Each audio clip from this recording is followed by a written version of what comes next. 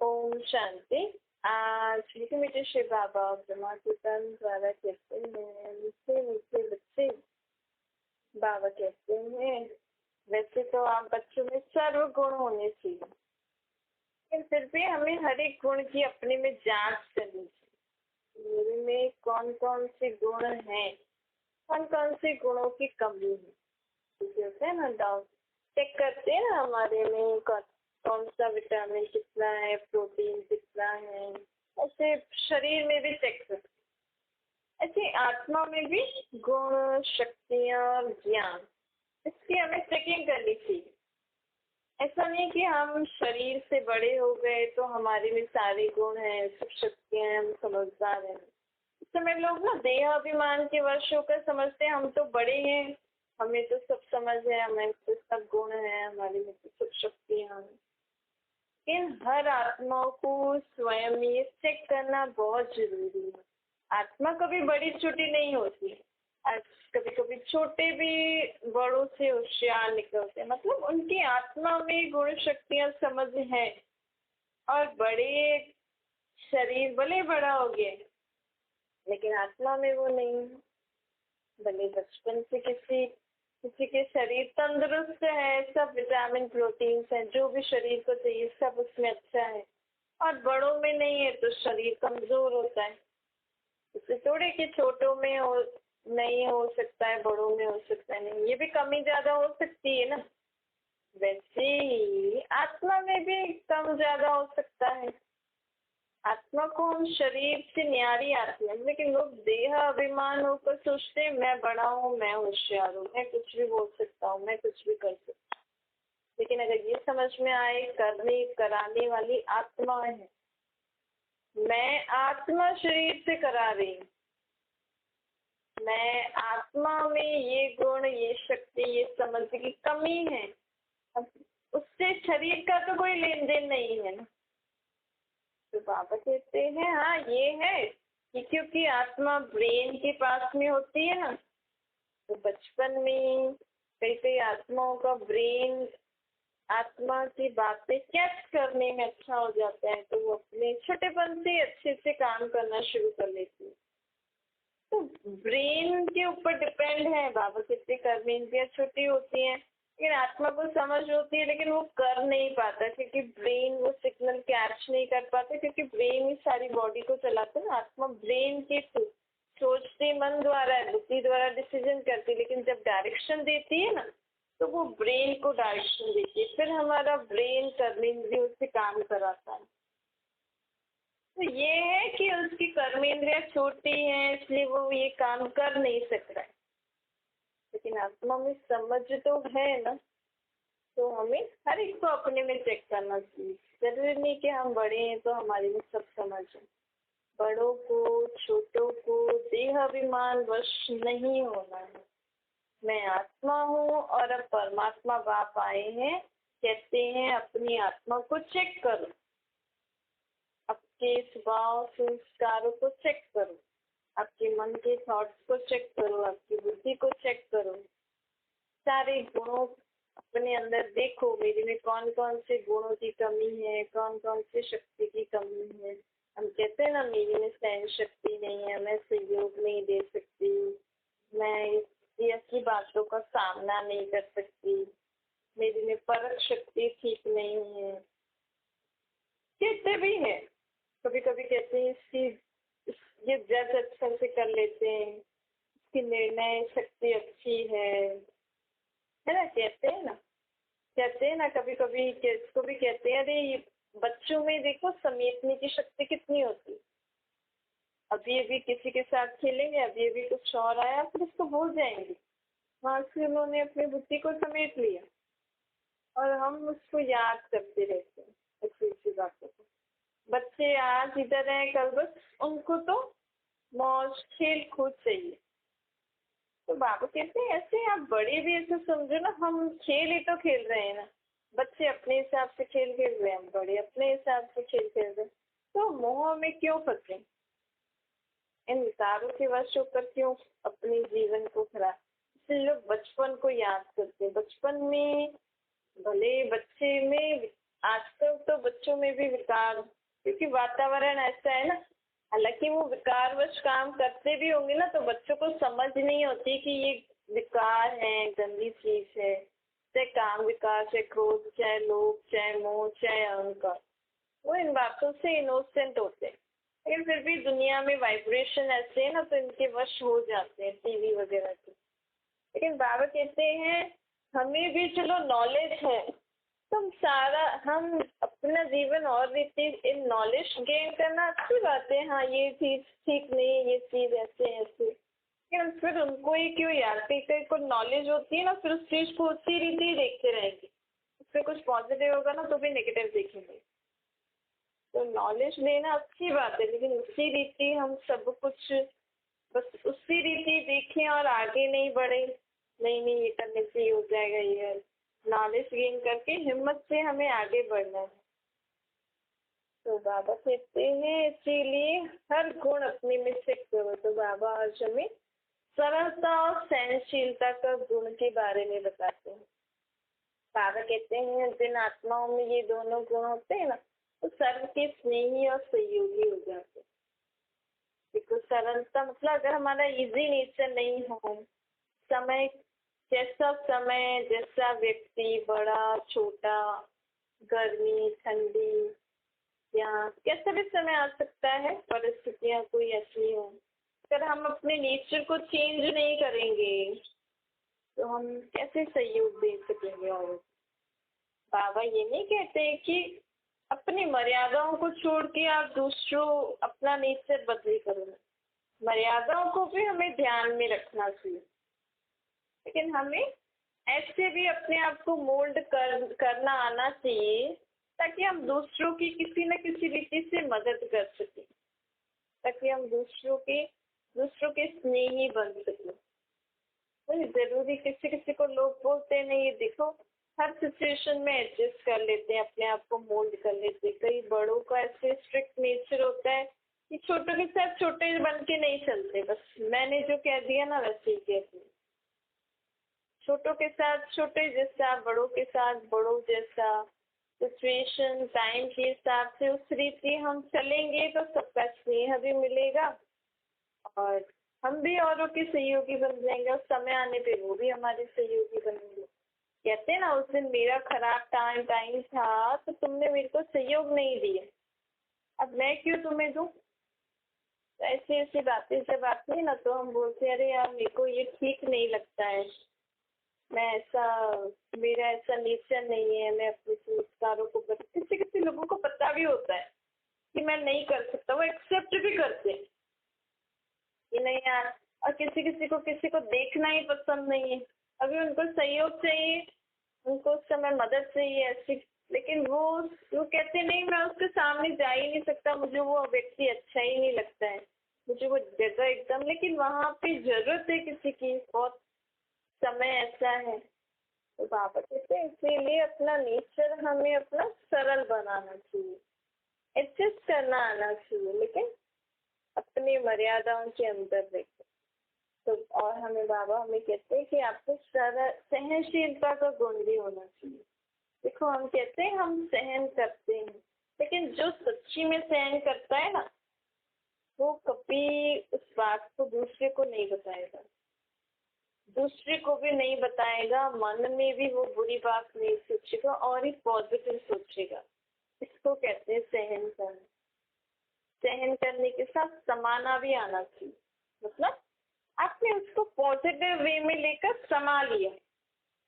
बाबा ने जो हमें ज्ञान दिया है, बाबा ने जैसी हमें शिक्षाएं दी हैं, उन शिक्षाओं को यूज करके आपने समा लिया, मतलब आप भूल गए पॉजिटिव वे में उसको चेंज करके। जैसे करेला खाते हैं, कड़ा होता है, लोग तो उसको नमक वमक डाल के धो के पता नहीं कैसे उसका सारा जो चीज होती है उसको निकाल के खाते हैं, लेकिन अगर हम कड़ा खाएं तो कितने फायदे वाले होता है। तो बाबा कहते हैं ऐसे ही अगर आप ये सोचो, किसी ने आपको गाली दी, अगर आप इस सोच से उसको संभाल लो कि मेरा हिसाब किताब चुकता हो गया, एक तो ये तरीका है। दूसरा तरीका है, सामने वाला आपको गाली दे रहा है, या कुछ भी ऐसा उल्टा सीधा बोल रहे हैं, तो आप उसको सहन करके समाओ। कैसे कि वो आत्मा है, अभी परवश है, अभी वो बुरे शब्द क्रोध भूत के वश है। किसी कोई प्रेत आत्मा से भटकती हुई आत्मा किसी को पकड़ लेती है तो कितना रहम आता है ना उनके ऊपर। और समझ में कुछ उल्टा सुल्टा बोलती है और कोई बोलता है कि नहीं नहीं नहीं इनमें दूसरी आत्मा है, तो उसके ऊपर हमें गुस्सा नहीं आता है, रहम आता है ना। यार हम प्रार्थना करते हैं ठीक है बोल रही लेकिन भगवान उसको छुड़ाओ छुड़ाओ छुड़ाओ। ऐसे ही बाबा कहते हैं वो भटकती हुई आत्माओं को तो आप निकाल सकते हो, लेकिन ये क्रोध भूत, ये अपशब्द वाला जो भूत है, सत्य सत्य शब्द वाला जो भूत है, इसको तो मैं ही तुमसे इसको तो मेरी शक्ति से ही तो मुक्त कर सकती हूँ। और अगर हमें ये समझ में आ गया कि सामने वाला जो उल्टा सुल्टा बोल रहा है वो इस समय क्रोध के भूत के वश है, तो हम उसके प्रति उल्टा नहीं सोचेंगे, मन में उनके प्रति और बुरे विचार नहीं आएंगे। हम क्या करेंगे, बाबा को याद करके उस आत्मा के लिए दुआ करेंगे।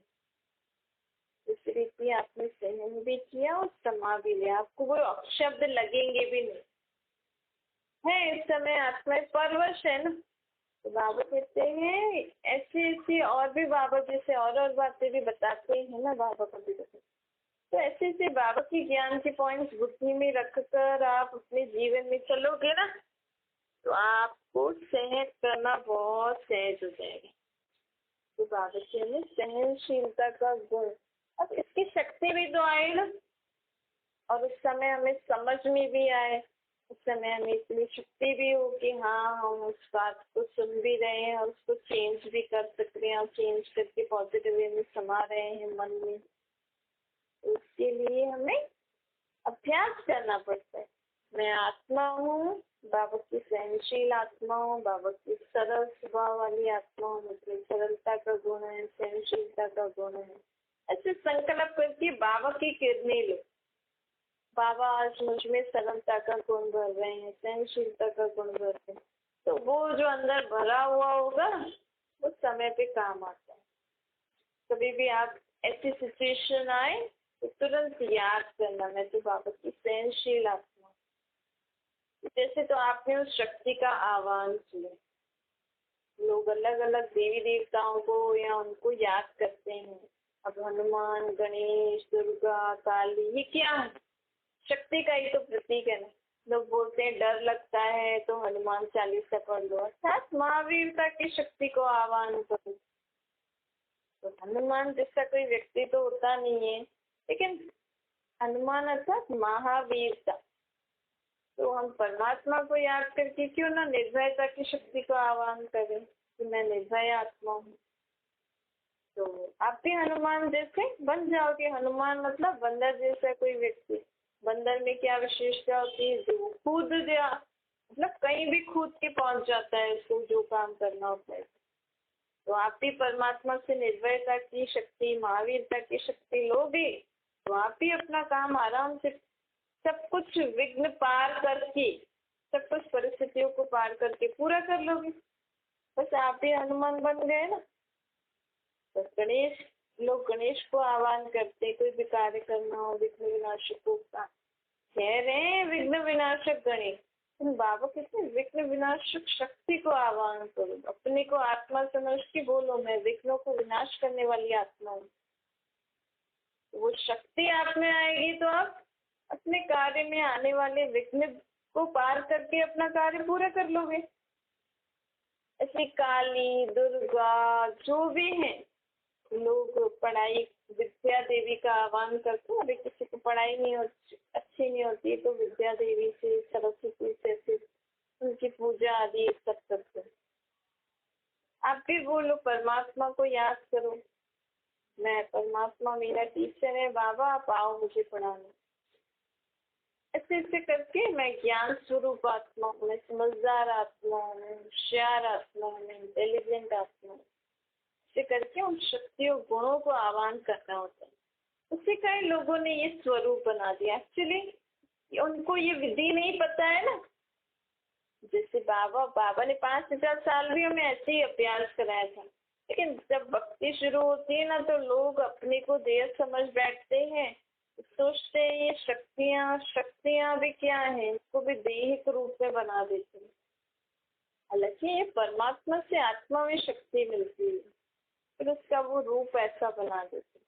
बाबा कहते हैं इस रीति से अब हर गुण और हर शक्ति का समय पर आह्वान करो।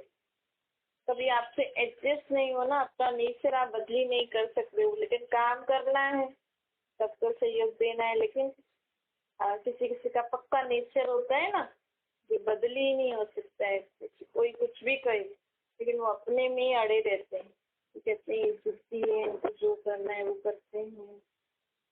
कभी मदद के समय से अपने आप का स्वभाव संस्कार परिवर्तन नहीं कर पा रहे, तो कोई बात नहीं, आप संकल्प करो कि मैं परमात्मा द्वारा मुझमें सरलता का गुण है, मैं सरलता के गुण से भरपूर हूँ, मैं सबसे एडजस्ट करके चलने वाली आत्मा हूँ। ऐसे ऐसे करके हमें स्वयं को बनाना है, हमें स्वयं में ये गुण शक्तियाँ भरनी है। जैसे लोग अलग अलग चीजें खाते हैं ना, विटामिन, प्रोटीन, ऐसी ऐसी चीजें अपने शरीर में को देने के लिए अलग अलग चीजें खाते हैं, फ्रूट्स खाते हैं, वेजिटेबल्स खाते हैं। अगर उनको वो नहीं अच्छा लगता तो दवाइयाँ खाते हैं। तो इसी रीति से हम आत्माओं में भी गुण शक्तियाँ ज्ञान भरना है अभी, और यही समय है।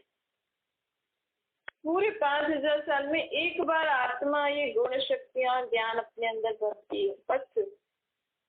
बाकी और कोई समय परमात्मा में ऐसे देने नहीं आते। भक्ति में फिर लोगों को मेहनत करनी पड़ती है। महावीरता की शक्ति से ये विघ्नों को विनाश करने के लिए चाहिए तो गणेश की भक्ति करो, हनुमान की भक्ति करो, काली की करो, काली की भी करते हैं ना, अक्सरी स्वभाव संस्कारों को विनाश करने के लिए, विकारों से मुक्त होने के लिए। ऐसे जो आत्माएं जो परेशान करती है ना किसी को, ऐसे स्वभाव संस्कार परेशान करते हैं तो लोग काली की पूजा करते। फिर भक्ति में ये मेहनत करनी पड़ेगी।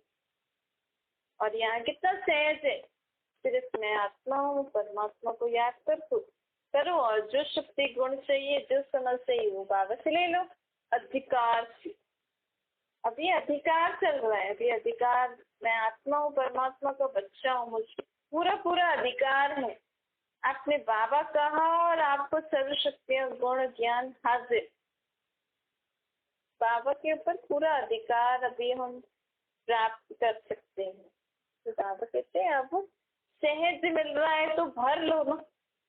तो बाबा का जो ज्ञान गुण शक्तियाँ जो आत्मा में भी भर जाएगा ना, वो सत्य प्रेता में तो रहेगा ही सही, थोड़ा थोड़ा कम होता जाता है जैसे जैसे आत्मा पुनर्जन्म लेती है। लेकिन द्वापर कलयुग में भी हमारे अंदर रहता है, इतना कम नहीं होता जितना औरों का लोग परेशान है ना, तो हमारे में तो थोड़ा थोड़ा सा है ना। बाबा कहते हैं अब समय से संगम युग पे मैं आत्माओं को ऐसे भरपूर करने आता हूँ। तो अब हमें अगर सबका सदा स्नेही या सहयोगी बनना है तो सरलता और सहनशीलता का गुण धारण करना पड़ेगा। बाबा कहते कई बच्चे ना सिर्फ स्नेही और भावना स्वरूप होते हैं, मतलब भगवान से उनको प्यार होता है, बाबा से प्यार होता है और भावना भी अच्छी होती है। लेकिन बाबा कहते हैं वो ठीक है, लेकिन अब वो बाबा कहते हैं कि मेरे में जो शक्तियाँ और गुण है ना, जो भी ज्ञान है, वो तुम अपने अंदर धारण करके मेरे समान बनो। मतलब एक होता है ना कि लोग, बच्चे माँ बाप को प्यार तो करते हैं, माँ बाप को माँ बाप मान के चलते भी हैं, लेकिन उनके कदमों पे नहीं चल पाते। जैसे हमारे माँ बाप का उठना बैठना व्यवहार, संबंध व्यवहार है, वैसे नहीं कर पाते। तो माँ बाप तो यही चाहते हैं ना कि हमारा बच्चा हमारे कदमों पे चल के आगे हमारा खानदान उस रीति बढ़ाए। तो बाबा हमसे वो चाहते, क्योंकि बाबा नई दुनिया स्थापन करने आए, तो नई दुनिया में बाबा तो नहीं आएंगे उसकी पालना करने, बाबा तो सिर्फ स्थापना का कार्य कराते हैं ब्रह्मा द्वारा, विनाश का कार्य भी हमने तैयारी दुनिया में जो लोग हैं उन्होंने तैयारी कर रखी। तो बाबा कहते हैं मैं तो अशरीरी आत्मा हूँ ना, लेकिन मैं तो वापिस स्थापना करा के परम धाम में वापस चला जाऊंगा, तुम भी चलोगे। लेकिन जब फिर तुम सत्युग में आओगे तो तुम्हारे जैसे मैं सतो प्रधान श्री लेकर धर्म की पालना नहीं करूंगा। इसीलिए ना मैं तुम्हें अभी सर्व शक्तियां और गुण दे रहा हूँ, मुझ में जो भी है ना वो सब मैं तुम्हें दे रहा हूँ। तुम आत्माओं को जितना लेना है ना ले लो, कंडीशन नहीं है। कंडीशन मतलब ऐसा नहीं कि बाबा इन्हीं आत्माओं को देंगे, नहीं, कंडीशन यही है प्योरिटी। आप जितना मन से, वचन से, कर्म से शुद्ध रहोगे ना, प्योरिटी मतलब सिर्फ काम विकार नहीं, प्योरिटी मतलब ब्रह्मचारी और ब्रह्माचारी दोनों, विकारों से भी दूर और अपने मन वचन कर्मों को भी हमें शुद्ध करना है। न दुख देना है न लेना है, दुआएं लेनी है, दुआएं लेनी है, ऐसा हमें बनना है। तो ऐसी आत्मा को बाबा सर्व शक्तियां और गुण दे देते हैं, ज्ञान ऑटोमेटिकली प्राप्त हो जाती है। वो आत्मा बाप समान बन जाती है, उसकी स्टेज बाबा जैसी हो जाती है, तो ऑटोमेटिकली वो शक्तियां और गुण वो आत्मा धारण करने योग्य बन जाती है। योग्य भी तो हो ना, भगवान की शक्तियां गुणों को अपने अंदर आत्मा धारण करी और उस धर्म की पालना के निमित्त बने, तो आत्मा को कितना योग्य होना पड़ेगा ना, कितना शक्तिशाली होना पड़ेगा, कितनी अपनी सोच को परमात्मा की सोच जैसा बनाना पड़ेगा। परमात्मा विश्व की सर्व आत्माओं के लिए, योनियों के लिए, प्रकृति के लिए अच्छा सोचते हैं। कोई इस समय इस आत्मा का वर्स्ट से वर्स्ट पार्ट भी इस दुनिया में ड्रामा में चल रहा हो ना, उसके लिए भी बाबा पॉजिटिव सोचते। इतनी सोच जब हमारी परमात्मा जैसी बनेगी तो उस आत्मा में ऑटोमेटिकली वो शक्तियां धारण हो जाती, तो वो बाप समान बन जाती है। और बाबा जो दुनिया स्थापन कर रहे हैं, इतनी पवित्र दुनिया, उसको पालना करने के काबिल बन जाती। आज अगर फैमिली में माँ बाप का अच्छा बिजनेस हो, लेकिन बच्चा उस माँ बाप के कदम पे ना चल के उनके हिसाब से ना चलेगा, तो वो उस बिजनेस को आगे संभाल नहीं सकेगा, बढ़ा नहीं सकेगा।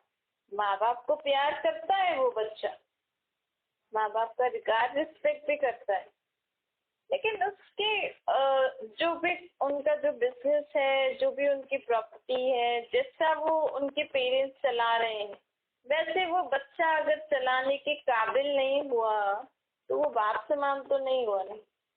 और जो काबिल बन जाता है वो बाप का बिजनेस संभालने के काबिल बन जाता है और उनको बढ़ाता है, तो माँ बाप भी खुश होते हैं ना। तो बाबा हमें कहते हैं उनसे भी खुश होते हैं जो लोग नहीं कर सकते, लेकिन मान तो रहे ना, वो तो सब आत्मा के ऊपर है, आत्मा की ग्रहण शक्ति के ऊपर है ना। तो ऐसे ही परमात्मा भी हमें कहते हैं कि कई बच्चे हैं ना, कई बच्चों को मेरे से स्नेह है, भावना है, लेकिन मैं चाहता हूँ कि तुम मेरे जैसे ज्ञान स्वरूप, शक्ति स्वरूप, गुणों स्वरूप बनो। इसीलिए बाबा हमें ये ज्ञान दे रहे हैं। इसलिए बाबा हमें विधि बता रहे हैं कि अपने आप को चेक करते जाओ, मुझे आत्मा और बाबा में क्या क्या डिफरेंस है। बच्चा भी देखता है ना, मेरा फादर जैसे चल रहा है, मेरे में क्या डिफरेंस है। देखो पापा ऐसे ऐसे करते हैं तो मुझे भी ऐसे ऐसे करना चाहिए, तभी मैं पापा का बिजनेस आगे बढ़ा सकता हूँ। ऐसे हम आत्माएं भी ना परमात्मा बाप के बच्चे हैं, तो बाबा जैसे सोचते हैं, बाबा जैसा ज्ञान देते हैं, बाबा में जैसे गुण शक्तियां, मुझे आत्मा और परमात्मा में क्या डिफरेंस है, वो डिफरेंस को चेक करते जाओ और परिवर्तन शक्ति और दृढ़ता की शक्ति से चेंज करते जाओ। जब डिफरेंस पता लग जाएगा तो परिवर्तन करने में देरी लगेगी नहीं। अगर बनना है, मन में दृढ़ता है कि नहीं मुझे तो बाबा से बनना ही है और मुझे अब ऐसा नहीं करना है, तो ऑटोमेटिकली हमारा चाल चलन स्वभाव सोच परिवर्तन हो जाएगा ना। बस ऐसे अगर हम ज्ञान बाबा के ज्ञान को बाप और बच्चे के संबंध में लेके चलेंगे ना कि आज मेरे बाबा ने क्या बोला है, मुझे क्या करना है, आज मेरे बाबा ने मुझे कौन कौन सी बातें धारण करने की शिक्षाएं दी हैं, टीचर बन के बाबा दे रहे हैं ना, है तो बाबा ही। तो हम आत्माओं को अपने को परिवर्तन करने में बहुत सहज हो जाएगा और हमें मजा भी आएगा। ज्ञान में अगर हम ठीक रीति चल रहे हैं, बाबा से हमें प्राप्ति हो रही है, तो उसका फल हमें क्या मिलेगा? खुशी। अगर आपको बाबा को याद करने से, बाबा के ज्ञान को धारण करके खुशी हो रही है ना, मतलब आपका कनेक्शन बाबा से ठीक चल रहा है। और अगर आप खुश नहीं हो तो चेक करो कि आखिर बाबा तो कहते हैं कि खुश रहना है, तो मैं खुश क्यों नहीं हूँ। उस पॉइंट को चेक करके और उसको आज ही के आज खत्म कर दो। क्योंकि बाबा कहते हैं मेरा ज्ञान ही खुशियों के लिए, ज्ञान से खुशियों की दुनिया स्थापन हो रही है। तो ना खुश की तो कोई बात ही नहीं हो सकती ना। अगर है तो चेक करके रिमूव करो, बाबा को बताओ, बाबा आप तो बोलते हो खुश रहो, लेकिन मेरी तो खुशी बढ़ी ही नहीं है, मैं तो अभी तक वैसे उदास दुखी परेशान, मुझे तो यही परेशानियां हैं। तो आप देखो बाबा की मदद हमें मिलेगी। बाबा को यूज करो, बाबा को बताओ। अच्छा, लेकिन किसी तरह बच्चों प्रति माता पिता बाप दादा का याद प्यार और गुड मॉर्निंग। रूहानी बाप की हम सभी रूहानी बच्चों को नमस्ते। हमारी भी रूहानी माता पिता बाप दादा को याद प्यार गुड मॉर्निंग और नमस्ते। वरदान है ज्ञान युक्त भावना और स्नेह संपन्न योग द्वारा उठती कला का अनुभव करने वाले बाप समान बनो। जो ज्ञान स्वरूप योगी तो आत्माएं है ना, वे सदा सर्व शक्तियों की अनुभूति करते हुए विजयी बनती हैं। जो आत्माएं सिर्फ स्नेही और भावना स्वरूप है, उनके मन और मुख से सदा बाबा बाबा निकलेगा, मन में होगा बाबा, इसलिए समय प्रति समय उनको बाबा से सहयोग भी मिलेगा। लेकिन बाबा कहते हैं समान बनने के लिए, मेरे जैसा बनने के लिए। अभी तक तो हमें बाबा मदद कर रहे हैं ना, लेकिन बाबा कहते हैं अब तुम मेरे जैसे ज्ञानी योगी बनो, मेरी जैसे शक्तियां गुण ज्ञान धारण करो और औरों की मदद करने के लायक बनो। तो बाबा कहते हैं समान बनने के लिए ज्ञानी योगी तो आत्माएं समान बनने के लिए ज्ञानी योगी तो आत्माएं समीप है। तो जो मेरे जैसी बन जाएंगी वो मेरे समीप हो जाएंगी। एक है एग्जैक्ट अपने बाप जैसा, ये तो अपने बाप पे गए हैं, और एक हम बोलते हैं ये बाप का बच्चा है, ये इनका बेटा है, ये इनके जैसा है। फर्क हो गया ना, ये इनका बेटा है और ये इनके जैसा है। तो बाबा कहते हैं जिन आत्माओं में स्नेह और भावना होती है ना, स्नेह और भावना की हाँ बाबा, तो कहलाने में होंगे कि हाँ ये बाबा के बच्चे हैं। लेकिन जिन आत्माओं में बाबा जैसे गुण शक्तियां ज्ञान धारण होती जाएंगी ना, उनके लिए क्या कहेंगे, ये तो बाबा जैसे हैं। जैसे बाबा सबको गुण शक्तियां ज्ञान देते हैं, ऐसे ये बच्चे भी काबिल हैं। तो उनको कहेंगे ज्ञानी योगी तो आत्मा है, वो परमात्मा के समीप रहते। इसीलिए जितनी भावना हो उतना ज्ञान स्वरूप भी हो। ज्ञान युक्त भावना और स्नेह संपन्न योग हो। ज्ञान में भावना हो, ज्ञान युक्त हमारी भावना हो और स्नेह संपन्न योग हो। तो बाबा से हमें जितना स्नेह होगा तो बाबा से कनेक्शन भी जुड़ेगा, अपनी शक्तियां भी मिलेगी। और जितना हम ज्ञान को धारण करते जाएंगे तो हमारी भाव भावना अर्थात सोच दृष्टि ये सब परिवर्तन होता जाएगा। तो इन दोनों का बैलेंस रखेंगे, वो आत्मा उठती कला का अनुभव करके बाबा जैसे बन जाएंगे। स्लोगन है सदा स्नेही व सहयोगी बनना है तो सरलता और सहनशीलता का गुण धारण करो। स्नेही और सहयोगी बनना है तो सरलता और सहनशीलता का गुण धारण करो। अच्छा, ओम